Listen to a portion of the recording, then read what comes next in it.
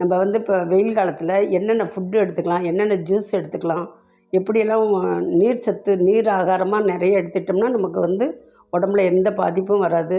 அதனால் இன்றைக்கி வந்து கம்மங்கூழ் எப்படி செய்கிறதுன்னு உங்களுக்கு காமிக்கிறேன். அது மாதிரி தர்பூசணி ஜூஸு, இந்த தயிரை நல்லா மோராக்கி மோர் எடுத்துக்கலாம், ஃப்ரூட்ஸ் ஜூஸ் குடிச்சிக்கலாம், எலுமிச்சம் ஜூஸ் குடிச்சிக்கலாம். அதனால் முடிஞ்ச அளவுக்கு நம்ம வந்து இந்த வெயில் காலத்தை நம்ம வெயில் காலத்தில் பிள்ளைங்களுக்கு தகுந்த உணவை கொடுத்து நீராகாரமாக கொடுத்து நல்ல குழந்தைங்கள வெயிலில் அலைய விடாமல் பார்த்துக்குங்க. நான் வந்து இன்றைக்கி கம்மங்கூழ் செய்கிறது எப்படிங்கிறத உங்களுக்கு தெளிவாக சொல்கிறேன். இப்போ வந்து கம்மங்கூழ் செய்கிறதுக்கு இந்த டம்ளரால் குருணை அரிசி பாருங்க, அரிசியை மிக்சியில் கூட முழு அரிசி இருந்தால் மிக்சியில் 2ஆக உடச்சிக்கோங்க. இந்த மாதிரி இந்த முன்னை போட்டு குருணை இது பண்ணிக்குவோம். கம்பு வந்து தண்ணியில் போட்டு நல்லா கழுவி சுத்தம் பண்ணி மிக்சியில் போட்டு அடித்து 1 2 அதிகமாக பவுட்ரு ஆகாமல் அதிகமாகவும் குருணை இல்லாமல் நல்ல பதமாக நம்ம மிக்சியில் நல்லா போட்டு அடித்து நம்ம கூழ் காய்ச்சிறத எப்படி செய்முறைன்னு காமிக்கிறேன். கம்மங்கூழுக்கு தேவையான பொருட்கள் நம்ம கம்பு, அரிசி 1 டம்ளர் அரிசி, குருணை அரிசி முன்னே வேக வச்சுக்குவோம். இந்த கம்பை நல்லா கழுவிட்டு மிக்சியில் போட்டு அடிப்போம். 1 டம்ளர் குருணை அரிசி 3 டம்ளர் தண்ணி ஊற்றி வெந்துட்டுருக்குது. இதுக்கு இடையில நம்ம இந்த கம்பை கழுவி சுத்தம் பண்ணி மிக்சியில் போட்டு பவுடர் ஆக்கிக்குவோம். ரொம்ப பவுடர் வேண்டாம், குருணையாக இருக்கணும்.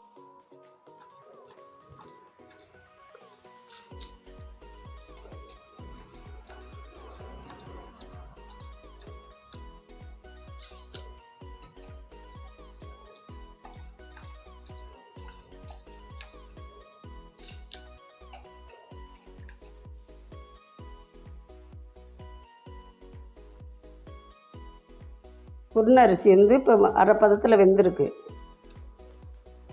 அரை பதம் வந்திருக்கு. இப்போ நம்ம வந்து 3 டம்ளர் கம்பு எடுத்துருக்கோம். இது 3 டம்ளருக்கு 8 டம்ளர் தண்ணி ஊற்றணும்.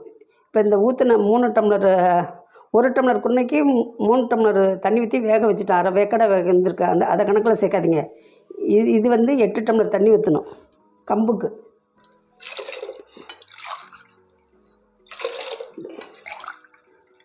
மூணு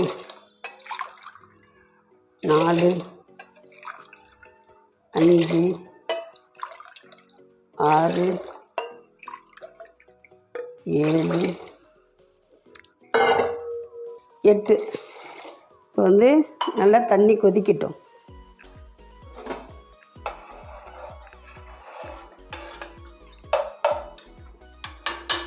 எந்த தானியமாக இருந்தாலும் கடையிலேருந்து வாங்கிட்டு வந்து நம்ம சுத்தம் பண்ணி கல் இல்லாமல், இப்போ கல் இல்லாத அரிசி கல் இல்லாத தானியங்கள்லாம் கொடுக்குறாங்க. இருந்தாலும் நம்ம ஒரு பக்கம் அந்த டவுட்டை கிளியர் பண்ணிக்க நம்ம தண்ணிக்குள்ளே போட்டு நல்லா அரிச்சிட்டு அந்த ஃபில்டர் பண்ணி அப்படி இதை யூஸ் பண்ணுங்கள். இதில் வந்து நான் அந்த கம்பை அரித்து இதில் போட்டு தண்ணி இல்லாமல் ஃபில்டர் பண்ணால் தான் நமக்கு இந்த மாதிரி பவுட்ரு வரும். தண்ணியோடு அரைச்சோம்னா அப்படியே ஒரு மாதிரி கட்டி ஆகிடும். அந்த மாதிரி செய்யாதீங்க. இதை ஒரு இதாக எடுத்துக்கோங்க. நீ நல்லா கொதிக்க ஆரம்பிச்சு ஒரு அரை ஸ்பூன் உப்பு போட்டுக்கலாம். உப்பு போட்டு இப்போ இந்த பவுடரை கொஞ்சம் கொஞ்சமாக, கம்பு பவுடரை கொஞ்சம் கொஞ்சமாக போட்டு கிளறுவோம். கைவிடாமல் கிளறணும், அப்போ தான் கட்டி விழுவாமல் இருக்கும்.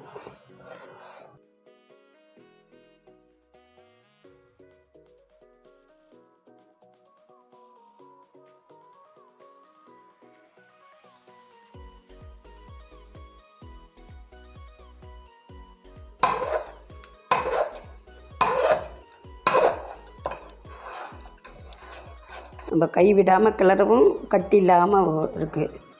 இப்போ இந்த ஸ்டேஜில் நம்ம கொஞ்சம் சிம்மில் வச்சுக்கலாம். இந்த மாதிரி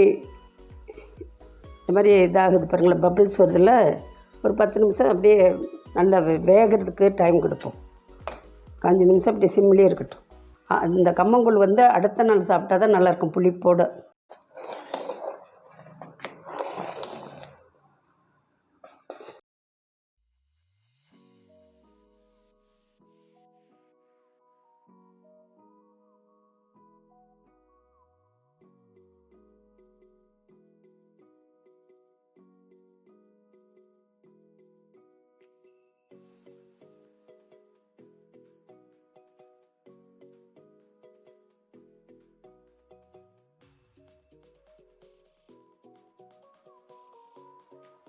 உருண்டையாக உருட்டி தண்ணிக்குள்ளே வச்சு நைட் ஃபுல்லாக இருக்கட்டும். அப்போ அடுத்த நாள் காலையில் உப்பு போட்டு தயிர் போட்டு மோர் ஊற்றி கரைச்சி நம்ம தொட்டுக்க வச்சு சாப்பிட்டுக்கலாம்.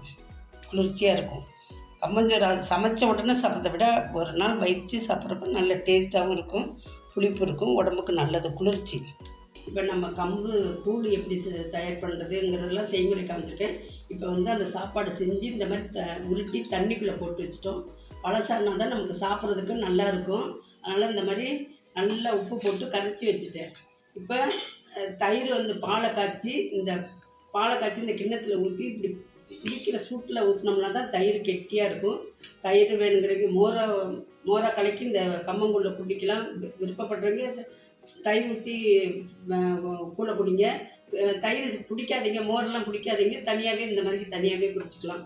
இது கம்மங்கூழ். இதுக்கு தொட்டுக்க வந்து இந்த மோர் மிளகாய், இந்த மாதிரி வடகம், சிப்ஸு இந்த மாதிரி வச்சு கம்மங்கூழ் குடிச்சிக்கோங்க.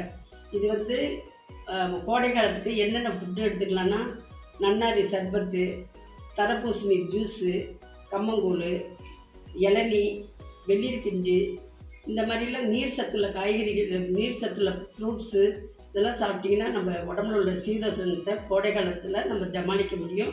குழந்தைங்களுக்கு இதை விருப்பப்பட்டு செஞ்சு கொடுங்க. உங்கள் கருத்துக்களை சொல்லுங்கள், சப்ஸ்கிரைப் பண்ணுங்கள், லைக் பண்ணுங்கள். தேங்க்யூ.